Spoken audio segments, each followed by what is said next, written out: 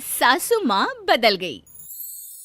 कहानी उस घर की है जहाँ बहू और बेटी को एक माना जाता था, लेकिन फिर अरे शिखा बेटा, तू रसोई में क्यों घुसी रहती है? जा, रोटी मैं बना लूंगी। नहीं नहीं माँ जी, आप बैठिए, बस सारा खाना बन ही गया है। श्वेता को बोल देती हूँ, वो खाना लगा देगी सबका। सॉरी भाभी, मेरे पास वक्त नहीं है। माँ, मुझे पैसे देना, पार्लर जाना है। हाँ हाँ, चली जाना, भाभी को भी ले जाना। वो भी जाने को बोल रही थी पार्लर, पर पहले ना मदद कर दे उसके खाना लगाने में।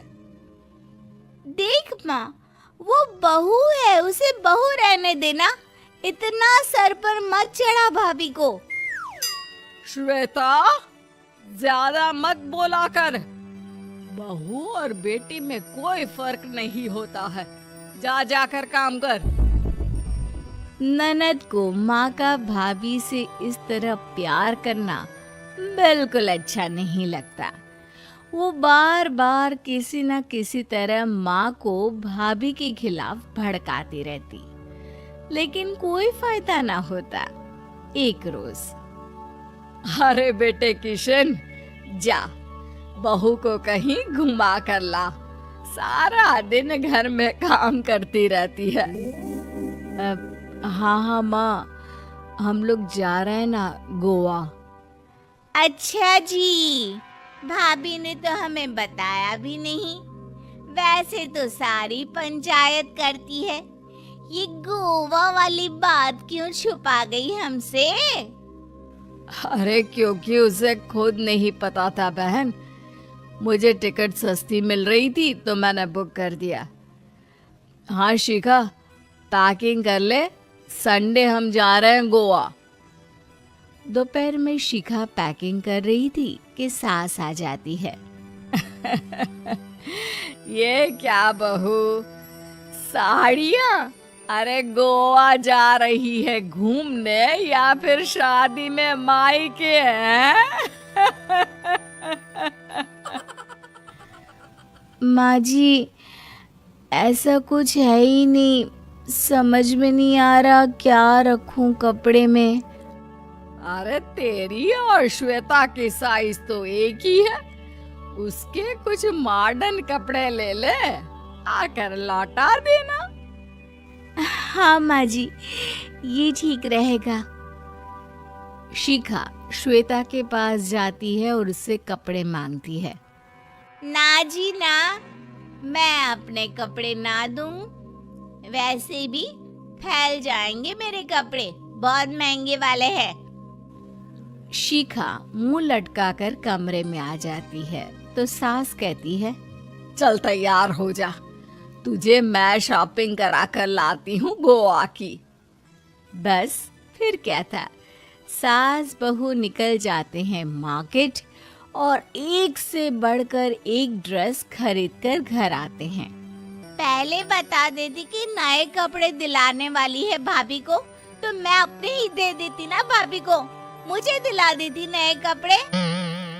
देख श्वेता, परिवार का मतलब सबके साथ रहना होता है, ना कि सिर्फ अपना सोचना। वैसे भी तुझे अच्छे संस्कार सीखने चाहिए। और रही बात कपड़ों की, तो शिखा, आज से घर पर भी तू मॉडर्न कपड़े ही पहनेगी। कोई जरूरत नहीं है ये साड़ी वाड़ी लपेटने की। अब क्या था, घर पर श्वेता और शिखा एक जैसे रहते। एक बार पड़ोसन आती है। अरे बेटा, अपनी माँ को तो बुलाना जरा, बात करनी है। शिखा सास को बताती है और रसोई में चली जाती है। ये आपकी बेटी बहुत बड़ी हो गई है, इसके लिए एक रिश्ता है, कहो तो बता दूं।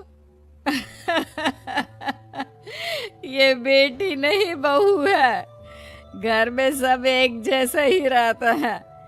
वैसे मेरी बेटी भी बड़ी हो गई है, कोई रिश्ता हो तो जरूर बताना। पड़ोसन रिश्ता लेकर उन लोगों के घर आती है। तब श्वेता की होने वाली सास कहती है, तो ये घर है, कितने मंजिल का है? और ये बहू ने आपकी क्या पहन रखा है, जीन्स टॉप? अरे भाई, साड़ी वाड़ी नहीं है क्या इसके पास? देखिए, सर्दी है तो साड़ी में बहू कैसे मैनेज करती, वैसे पहनती है साड़ी भी।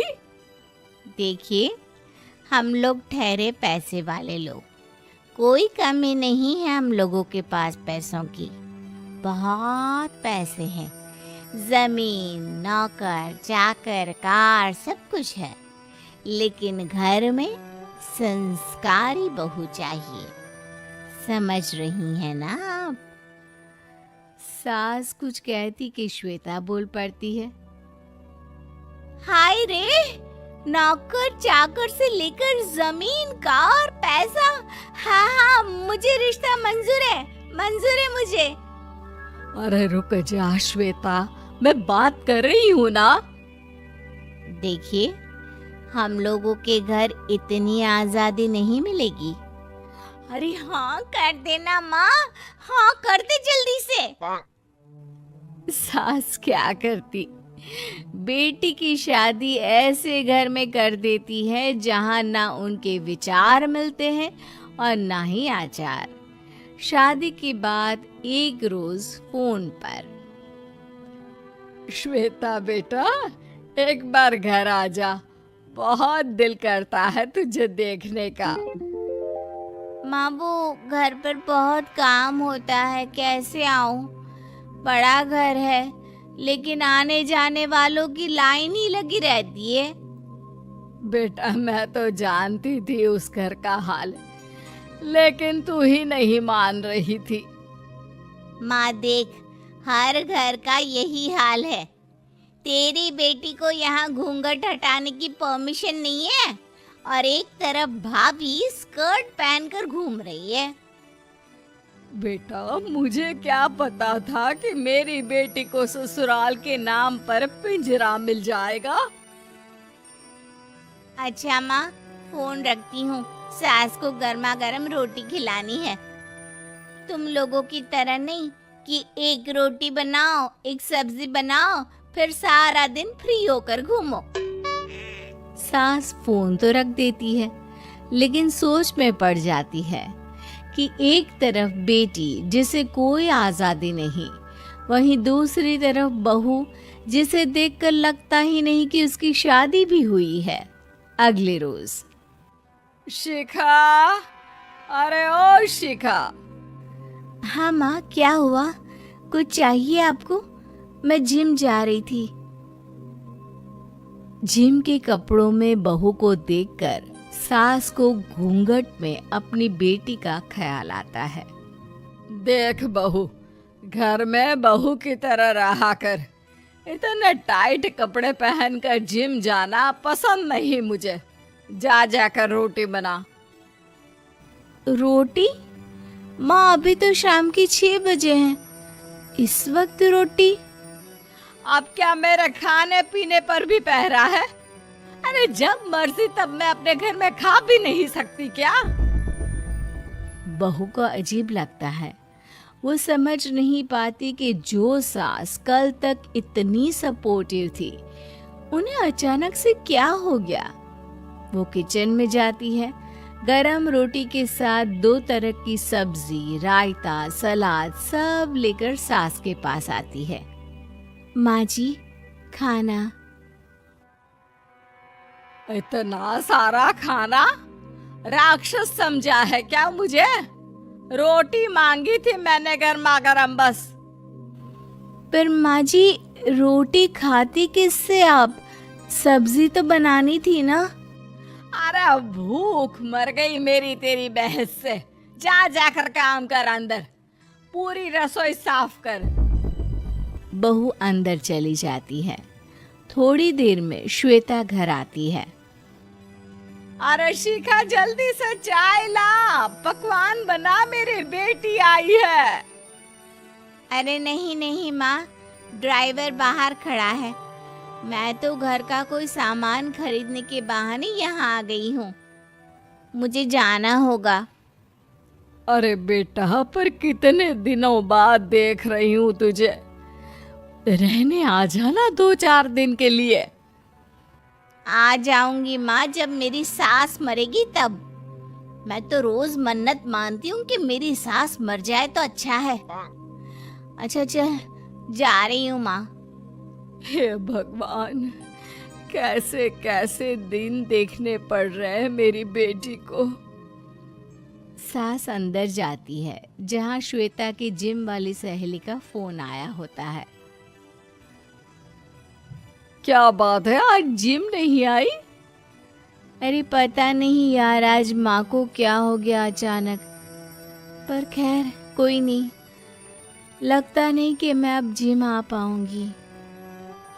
शिखा स्पीकर पर बात कर रही थी जिसे सास सुन रही थी। यार, ये सास ना होती ही ऐसी है। मैं तो कहती हूँ बुढ़िया जल्दी मरे और तू आराम से जिए। शिखा को सहेली की बात पर गुस्सा आ जाता है। माँ के मरने की कौन सा बच्चा दुआ मांगता है मोहिनी? आगे से ऐसी बात मेरे सामने मत करना। हमारे घर की शोभा ही माँ है। क्या हुआ जो थोड़ी शक्ति दिखा रही है? उसमें भी कोई ना कोई उनकी भलाई ही होगी। मैं तो कहती हूँ भगवान मेरे जैसी सास सबको दे, जो सिर्फ माँ की तरह है। सास वाली तो कोई बात ही नहीं है उनमें। सास ये बात सुन रही थी। उनकी आंख में आंसू आ जाते हैं कि